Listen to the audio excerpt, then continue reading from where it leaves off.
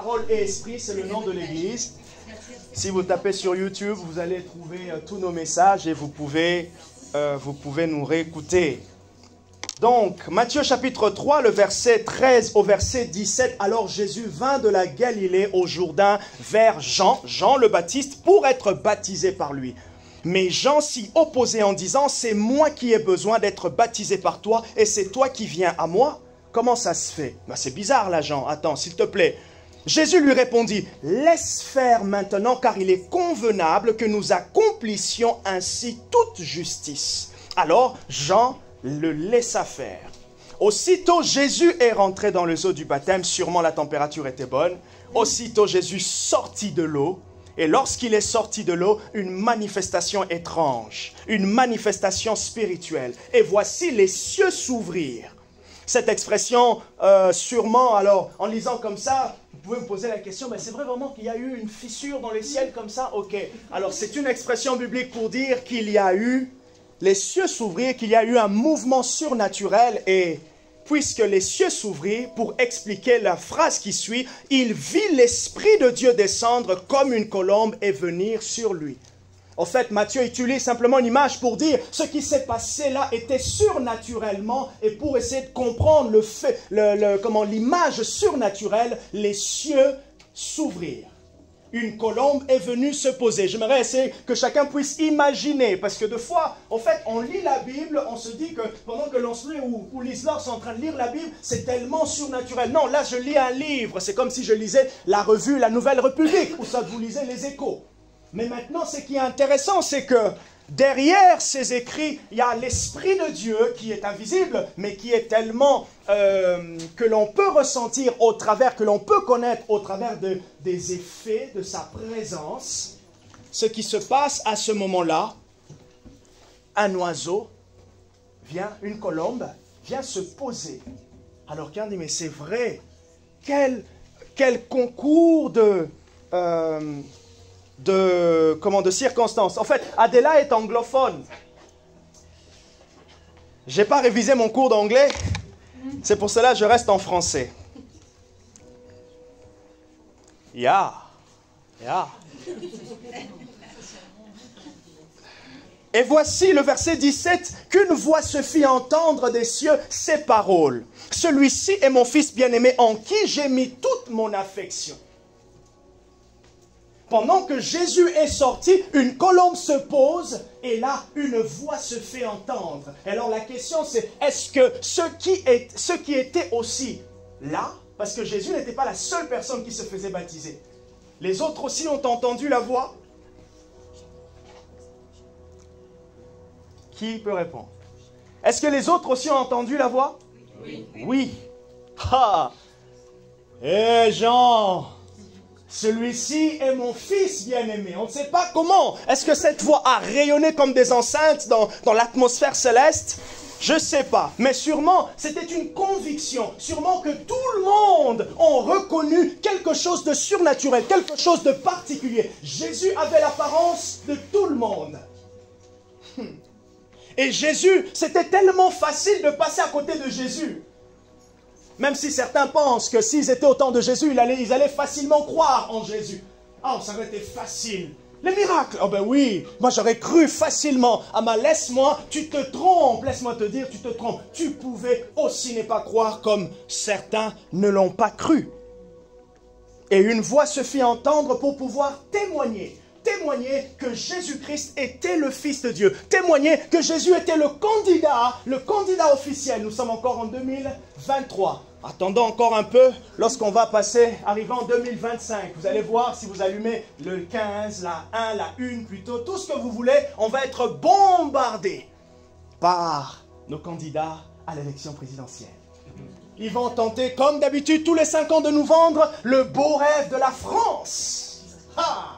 Ok, et Jésus était le candidat, et ce témoignage-là, c'était pour pouvoir confirmer que Jésus était réellement le Fils de Dieu. Mais maintenant, vous regardez, et la question ici, c'est que pourquoi Jésus s'est étalé dans les eaux du baptême? En réalité, lorsque vous lisez les chapitres d'avant, le baptême de Jean, c'était un baptême de repentance. Ça veut dire, tous ceux qui s'approchaient vers Jean pour pouvoir se baptiser, ils acceptaient de se mettre en ordre, de s'aligner avec Dieu. Donc ils étaient convaincus de son message. Regardez son message. Regardez son message. Vous allez aimer. Alors attendez. Regardez son message, les versets avant. Plutôt le chapitre 3, le premier verset. En ce temps-là, Jean parut. Il prêchait dans le désert de la Judée. Il disait, repentez-vous car le royaume de Dieu est proche. Dans certaines versions, il est dit, race de vipères. Vous méchants. À quelqu'un qui se met comme ça à la gare de Poitiers, race de, bande de, repentez-vous. Qui vous a appris à fuir la colère de Dieu? C'était un message, comme on dit dans notre langage courant, c'était un rentre-dedans. Et ils rentraient réellement dedans parce que la condition du peuple à ce moment-là, leur condition spirituelle, c'est difficile chérie de me suivre, la condition spirituelle du peuple à ce moment-là était misérable. Ils étaient loin de Dieu, ils s'étaient écartés de Dieu. Mais Jésus, il vint. Jésus, lui qui n'avait pas péché, Jésus, lui qui était parfait, il est venu vers Jean pour se faire baptiser. Pourquoi Jésus est venu vers Jean pour se faire baptiser? Simplement parce que Jésus s'identifiait aux hommes qu'il allait sauver. Premièrement. Deuxièmement, Jésus est venu se faire baptiser par Jean parce qu'il obéissait à Dieu le Père. Voilà pourquoi Jean qui lui résiste, il dit, mais en fait, c'est moi qui ai besoin de me faire baptiser par toi. C'est comme s'il est en train de dire, c'est moi qui ai besoin de m'humilier vers toi. Et Jésus lui dit, non, laisse faire maintenant, afin que nous accomplissions toute justice. Ça veut dire, tout ce qui était écrit à mon sujet, c'était important que je puisse passer par toi. En réalité, ce qui se passe après, c'est que Jésus va commencer son ministère de 3 ans et demi. Oh, il aurait peut-être voulu avoir 5 ans comme M. Macron. Mais non, il n'en a eu que 3 ans et demi. 3 ans et demi pour parler, s'adresser aux hommes, les emmener vers ce qui était meilleur. Alors, le baptême de Jésus est un exemple. Premièrement, il s'identifie à nous. Deuxièmement, il obéit à Dieu le Père. Et Jésus est allé dans l'eau. Je racontais, je crois, à Liselore ou à Adela, que dans mon pays, il y a plusieurs sortes de baptêmes. Il y en a même d'autres qui, tu te mets à 4 pattes et quelqu'un passe sur toi et tu es baptisé. Il y en a d'autres, on met un feu et on saute sur le feu. Tu es baptisé. Mais pourquoi Jésus est allé sous cette forme de baptême? Parce que le terme déjà baptême en grec signifie baptizo. Baptizo qui signifie être immergé dans quelque chose. Donc le croyant qui se fait baptiser est immergé en quoi? Dans quoi il est immergé? En Christ. C'est vrai, l'eau qui est là, c'est l'eau. Il n'y a rien de particulier. Ok? En plus de ça, l'eau, c'est la piscine, comment on dit? Piscine témoin du magasin qui est là. Donc il n'y a rien de particulier. Mais maintenant, ce qui est important là, c'est la signification. Ils vont être immergés dans l'eau. Même s'ils vont connaître la fraîcheur du mois d'octobre, mais au-delà de ça, il y aura la fraîcheur, la chaleur de la relation avec Jésus. Alors, derrière le baptême, c'est une décision individuelle et volontaire. Le baptême, une décision individuelle et volontaire. Est-ce que moi je t'ai poussé dans cela de faire baptiser? Est-ce que je vous ai poussé à vous faire baptiser? Non. Mais qui vous a poussé à vous faire baptiser? Jésus. Ah ben il pousse bien en tout cas. Il amène quoi? Il emmène une conviction. C'est le résultat d'une conviction. Mais en fait, le baptême, ce n'est qu'une expression extérieure de ce qui se passe à l'intérieur. Qu'est-ce qui s'est passé en moi? J'étais en connexion, j'ai rencontré Jésus. Il y a quelque chose qui s'est passé avec Jésus. Jésus est devenu évident, Dieu est devenu évident. Pour beaucoup aujourd'hui, Dieu peut être évident, mais pas Jésus-Christ. Alors, Jésus lui-même dit... Tu ne peux pas aller vers Dieu si tu ne passes pas par moi. Pourquoi? Parce que je suis celui qui vous a révélé Dieu le Père. En gros, je suis celui qui vous a emmené à la connaissance de Dieu. Et celui qui s'attache et qui vient vers Jésus, qui vient vers Dieu, connaîtra aussi Dieu le Père. Et qu'est-ce qui se passe dans le cœur de ceux qui viennent exprimer en ayant le courage de bravir le froid? La relation avec Jésus.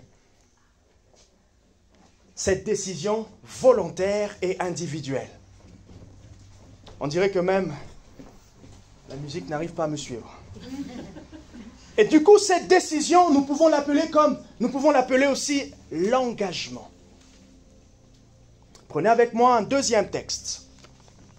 Dans Actes des Apôtres.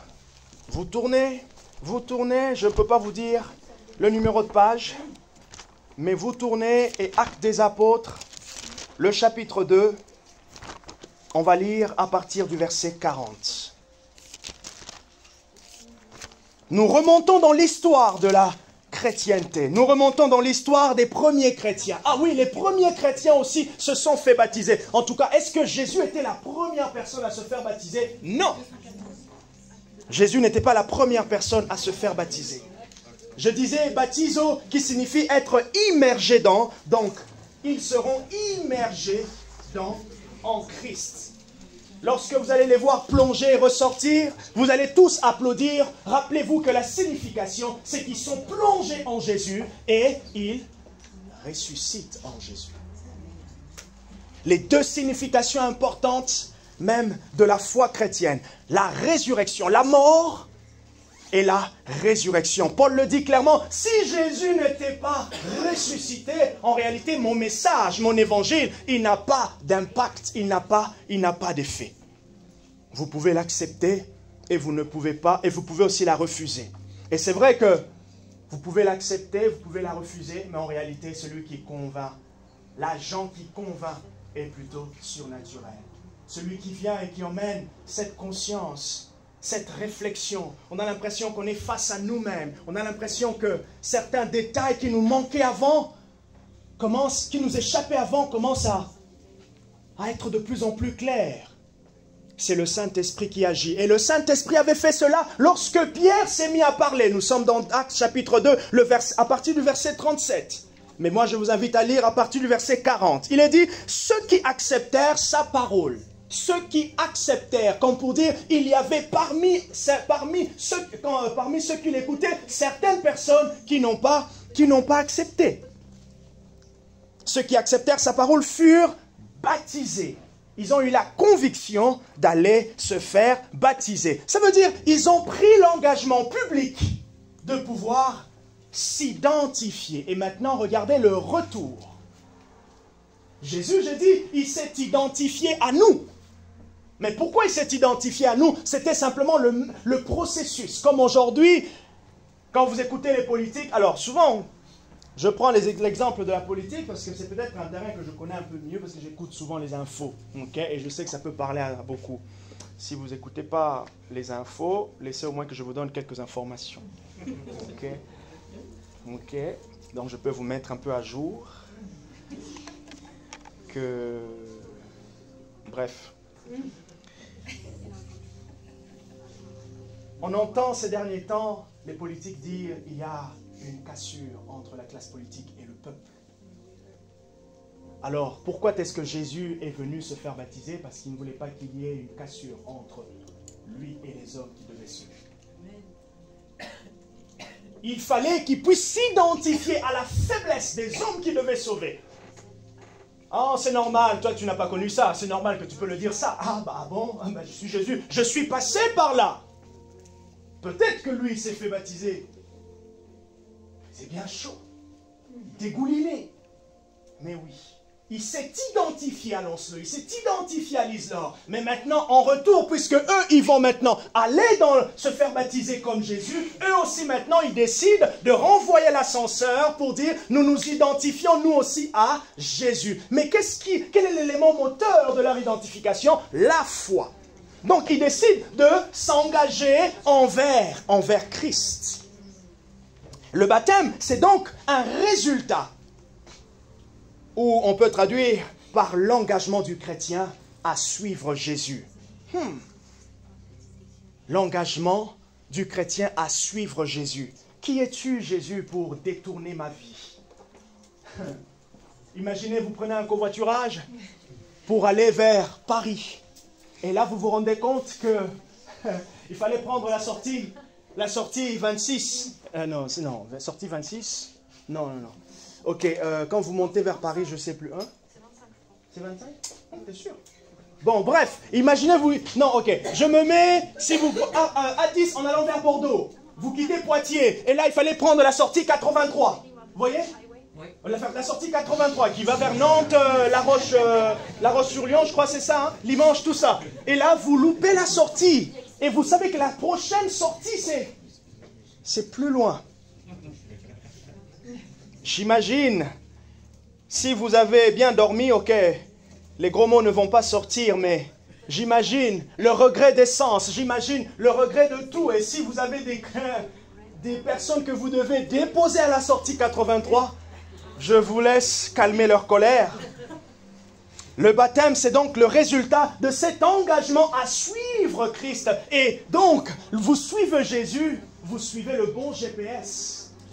Lui, il ne loupera pas la sortie. Lui, il connaît la sortie. Il connaît l'autoroute A10. Il connaît l'autoroute A69. Il connaît l'autoroute qui va vers Marseille. Et il ne loupera pas la sortie.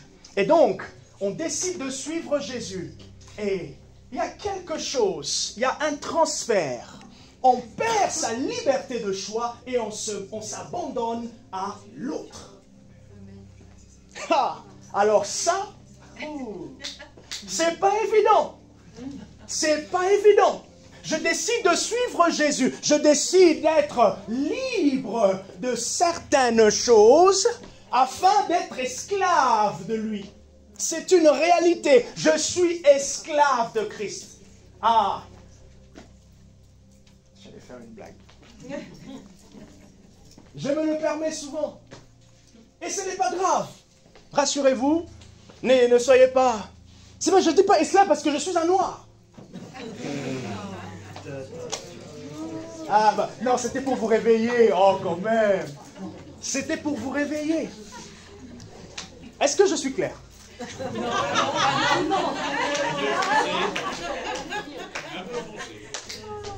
Bon, là, vous avez compris que c'était des blagues. Tu n'as pas prié pour les blagues, là, au début, non? Bon. Je le dis souvent à mes élèves. Est-ce que c'est clair? Non, je ne parle pas de moi. Est-ce que c'est clair? Oui, monsieur, oui, on a compris. Et deux fois, ils ont quand même le courage de me dire, oh, monsieur, vos blagues, non, celle-là, non, elle n'était pas bonne.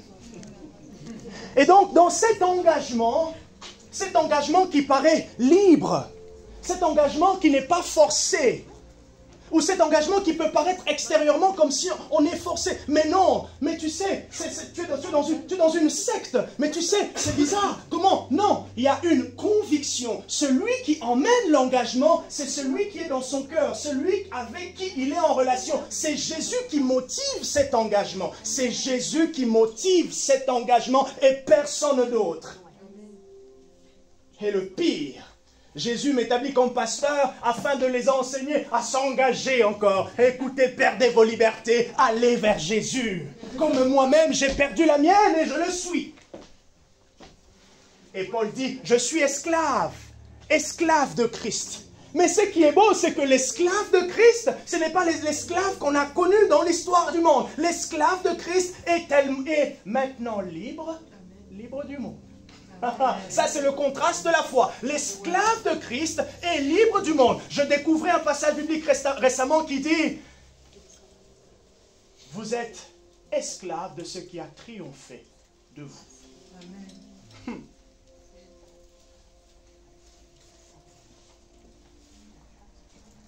Imaginez les jeunes qui s'engagent pour l'UMP. Oh, je suis vieux jeu. Pour les Républicains. Imaginez ceux qui s'engagent pour le Parti Socialiste. Imaginez ceux qui s'engagent pour le RN, pour la NUP. Ils s'engagent parce qu'il y a une conviction. Et oui, le baptême aussi, on s'engage parce qu'il y a une conviction de la foi, une conviction qui est motivée par la relation, la rencontre, la belle rencontre. Oh, Jésus nous a rencontrés, c'était plus que Tinder, c'était plus que mythique. Et d'ailleurs, c'était mythique parce que l'expérience et les circonstances, c'était fabuleux.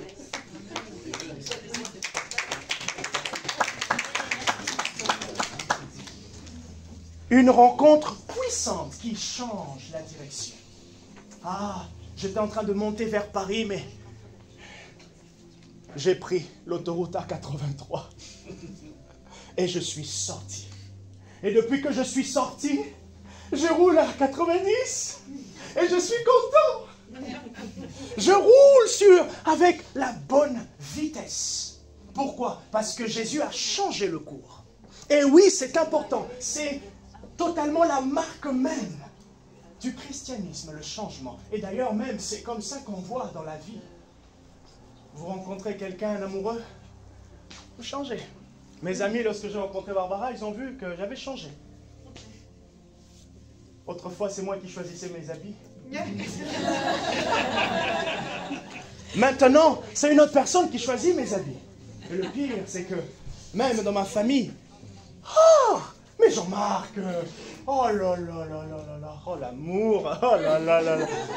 Oui, c'est la rencontre, la belle rencontre. Qui de nous aujourd'hui refusera une belle rencontre de la vie? Qui de nous aujourd'hui refusera la belle rencontre de la vie? Et je suis sûr que ta présence aujourd'hui est aussi une belle rencontre. Tu as découvert comment ça se passe dans une église évangélique. Tu as découvert comment Lancelot peut pleurer. Tu as découvert comment certaines personnes peuvent parler peut-être une langue mais très bizarre. Tu as découvert que, ça se passe comme ça, oui. Comme aussi certains jeunes qui découvrent le Hellfest pour la première fois. Qui découvrent de certains festivals pour la première fois. Alors je suis rassuré, ça fait partie de ton expérience de la vie. Mais ce qui est important, et c'est que je suis sûr que l'expérience de ce matin est une semence. Est une semence qui va porter du fruit. Aïe, j'ai dépassé mon temps. Cet engagement signifie 3 choses, et je termine. Cet engagement signifie 3 choses. Premièrement, ils s'engagent donc par le baptême, en allant dans l'eau, ils vont s'identifier à Jésus, faire comme Jésus. Mais maintenant, ça signifie quoi? Ça signifie qu'ils prennent l'engagement de suivre Jésus, bien sûr. Ils prennent l'engagement, leur engagement devant Dieu. Premièrement, engagement devant Dieu. Et de l'eau. De l'eau. Merci. Engagement devant Dieu. Deuxièmement, engagement devant la parole de Dieu. Comme Jésus, il s'est engagé premièrement, il a dit à Jean, laisse faire, s'il te plaît, afin que nous accomplissions toute justice. Jésus aussi s'est engagé envers Dieu le Père. Pourquoi? Parce qu'il fallait que tout soit nickel, tout soit coordonné, afin qu'il puisse sauver les hommes comme c'était écrit avant. Il sent la présence de Dieu. Et Jésus s'est engagé, deuxièmement, à la parole. Et aussi, ils s'engagent à la parole, les Écritures, la Bible. C'est vieux jeu. Non. En tout cas, pas pour nous, pas pour eux, pas pour moi.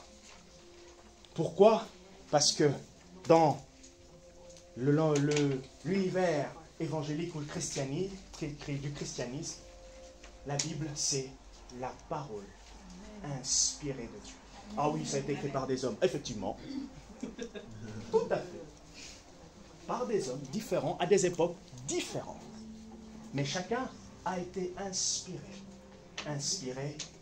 par Dieu. Ça vient comment l'inspiration? Je ne sais pas, il faudrait les poser la question. Mais ce qui est sûr, il y avait comme des idées qui ne venaient pas d'eux. Des idées qui ne venaient pas d'eux. D'ailleurs, une petite parenthèse, je termine. L'inspiration, elle est surnaturelle. L'inspiration, c'est une imagination. Mais l'imagination qui est tellement réelle. C'est, oh, mais le pasteur, là, il a des langages bizarres. L'inspiration, c'est un langage. Est-ce qu'il y a des peintres ici? Oh, ben j'avais oublié.